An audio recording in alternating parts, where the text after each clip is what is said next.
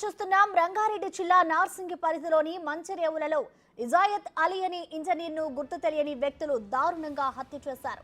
ఓ Qualis కారులో నిర్మానుష్య ప్రాంతానికి తీసుకెళ్లి గొంతు కోసి చంపేశారు. కారులో ఇద్దరు యువకులతో పాటు ఓ యువతి ఉన్నట్లు సమాచారం. ఇద్దరు వ్యక్తులు ఇజాయత్ కాళ్లు పట్టుకోగా ఒకరు గొంతు కోసి చంపినట్లు పోలీసులు భావిస్తున్నారు. ఇజాయత్ అలీ దుబాయ్లో ఇంజనీర్గా పనిచేస్తున్నారు. 20 రోజుల క్రితం ఆయన ఇండియా వచ్చారని పోలీసులు తెలిపారు. ఘటనా స్థలానికి నార్సింగి పోలీసులు క్లూస్ టీం చేరుకొని కారు 2 సెల్ ఫోన్లను స్వాధీనం చేసుకున్నారు. హత్యకు గల కారణాలను అన్వేషిస్తున్నారు.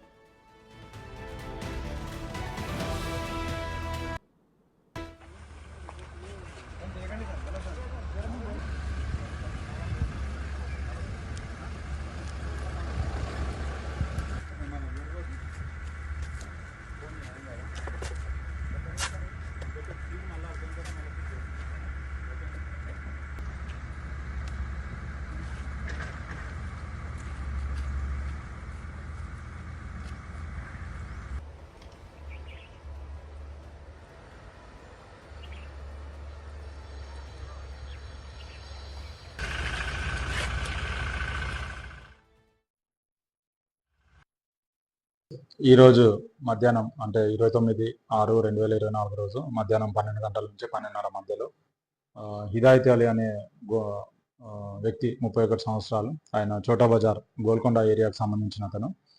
ఆయన 15 నుంచి 20 రోజుల మధ్యలో అక్కడ నుంచి దుబాయ్ నుంచి సౌదీ అరేబియా నుంచి ఇక్కడికి హైదరాబాద్కి వచ్చిండు. వాళ్ళ ఇల్లు గోల్కొండలో ఉంటుంది. ఆయన పొద్దున 11 గంటల టైంలో ఇంట్లో నుంచి బయలుదేరిందని చెప్పి వాళ్ళ ఫ్యామిలీ మెంబర్స్ చెప్తున్నారు. మాకు 12:30 ఆ టైంలో మాకు ఇన్ఫర్మేషన్ రాగా ఇమీడియట్గా మేము అక్కడ రష్ అవ్వడం జరిగింది.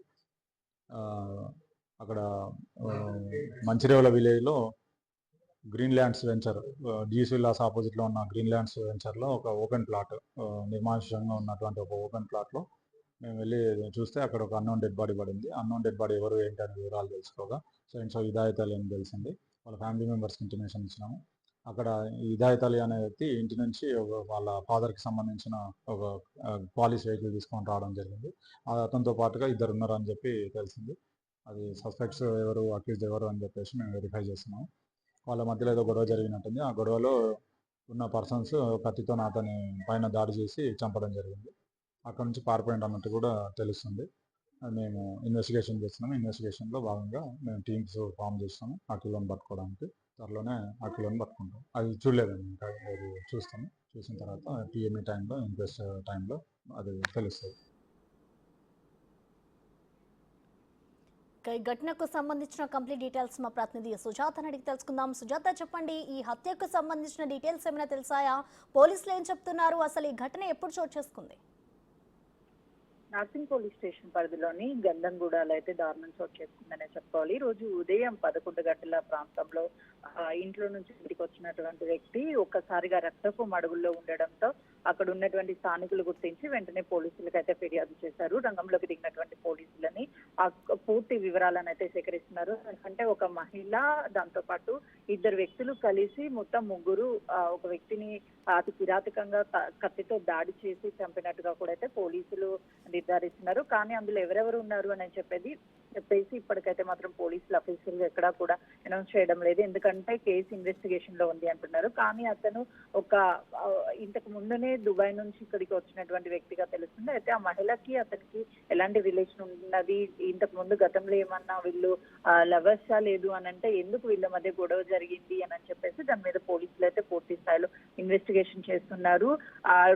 ఉదయం 11:30 గంటల తర్వాత ఇంటి నుంచి బయటకు వచ్చినటువంటి వ్యక్తి తిరిగి ఇంటికి రాకపోవడము, అదేవిధంగా అక్కడ గొడవ జరుగుతున్న ఏదైతే వెంచర్, గ్రీన్ ల్యాండ్స్ కి సంబంధించినటువంటి వెంచర్ లో గొడవ జరుగుతున్నటువంటి టైంలోనే అక్కడ స్థానికులు కొంతమేరకు అక్కడికి వెళ్ళి చూసే ప్రయత్నం చేసే లోపే అక్కడ కత్తితో దాడి చేసి అతన్ని అక్కడ నుంచి వాళ్ళు వెళ్ళిపోయినట్లయితే స్థానికులు చెప్తున్నారు. అక్కడ సీసీ కెమెరాస్ కానీ లేక మరేతర క్లూస్ ఏవైతే ఉన్నాయో వాటిని అన్నిటినీ కూడా పోలీసులు సేకరిస్తున్నారు. ఒకవేళ సీసీ కెమెరాల్లో రికార్డ్ అయితే మాత్రం ఖచ్చితంగా పోలీసులు ఆ రికార్డులు అయినటువంటి వాళ్ళని ఖచ్చితంగా అదుపులోకి తీసుకొని విచారించే అవకాశం ఉంటుంది. కానీ ఇప్పటి వరకు ఎలాంటి క్లూస్ కూడా దొరకనట్టుగా తెలుస్తుంది.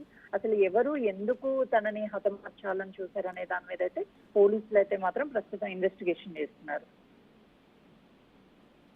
సుజాత, ఇది చూసుకుంటే దుబాయ్లో ఇజాయత్ అలీ ఇంజనీర్గా పనిచేస్తున్నట్టు తెలుస్తోంది. మరి ఆయన హైదరాబాద్కి రావడానికి గల కారణాలు ఏమైనా తెలిసాయా? ఆయన కుటుంబ సభ్యుల నుంచి పోలీసులు ఏమైనా ఇన్ఫర్మేషన్ తీసుకున్నారా?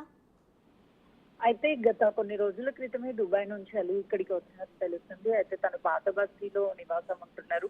అటు తమ కుటుంబ సభ్యులతో సడన్ గా ఎందుకు దుబాయ్ నుంచి దాదాపు కొన్ని సంవత్సరాల నుంచి అక్కడే ఉద్యోగం చేస్తున్నప్పటికీ ఎందుకు ఇక్కడికి వచ్చాడు, అసలుకి చంపినటువంటి మహిళకి తనకి అలీకి ఉన్నటువంటి సంబంధం ఏంటి అనేది కూడా పోలీసులు ఆరా తీస్తున్నారు. అయితే సడన్ గా కాల్ రావడం, కాల్ వచ్చిన వెంటనే కూడా ఇంట్లో నుంచి బయటికి రావడం, తర్వాత తన కాల్ అటెండ్ చేయకపోవడం, ఇదంతా ఘటన తన మీద దాడి జరగడము, ఇదంతా జరిగిన తర్వాత అటు కుటుంబ సభ్యులను కూడా పోలీసులు అయితే మాత్రము అప్రోచ్ అయ్యి ఏం జరిగింది అన్నది డీటెయిల్స్ తీసుకున్నప్పుడు అటు కుటుంబ సభ్యులు అయితే మాత్రం 11:30 గంటల సమయంలో అటు కార్ తీసుకొని బయటకు వెళ్ళాడు. తర్వాత ఎవరికి కూడా అంటే ఎక్కడికి వెళ్తున్నాడు ఏంటి అనేది ఇన్ఫర్మేషన్ ఇవ్వలేదు అని కుటుంబ సభ్యులు చెప్తున్నారు. ప్రస్తుతం అయితే మాత్రం అలీని ఉస్మానియా హాస్పిటల్ కి తరలించారు. ఎవరైతే ఆ కత్తితో దాడి చేశారో అందులో ఒక మహిళ, ఇద్దరు పురుషులు ఉన్నట్లుగా కూడా పోలీసులు అయితే మాత్రము అఫీషియల్ గా నిర్ధారించకపోయినప్పటికీ కూడా అక్కడ ఉన్నటువంటి స్థానికులు అయితే చెప్తున్నటువంటి పరిస్థితి ఉంది. కాబట్టి వాళ్ళు పరారీలో ఉన్నట్లు తెలుస్తుంది. అయితే గతంలో వీళ్ళిద్దరు ఏమన్నా ప్రేమ వ్యవహారం నడిపించి ఆ తర్వాత వీళ్ళిద్దరి మధ్య గొడవలు రావడంతో దూరంగా ఉన్నారా, లేకపోతే తను కావాలని అటు అలీని పిలిపించి వెంచర్ లోకి ఎవరూ లేనటువంటి నిర్మానుష్య ప్రాంతానికి పిలిపించి కత్తులతో దాడి చేయాల్సినటువంటి అవసరం ఏముంది, అసలు వీళ్ళిద్దరి మధ్య ఎలాంటి రిలేషన్ ఉంది అనే దాని మీద అనేక అనుమానాలు అయితే వ్యక్తం అవుతున్నాయి. Thank you Sujatha.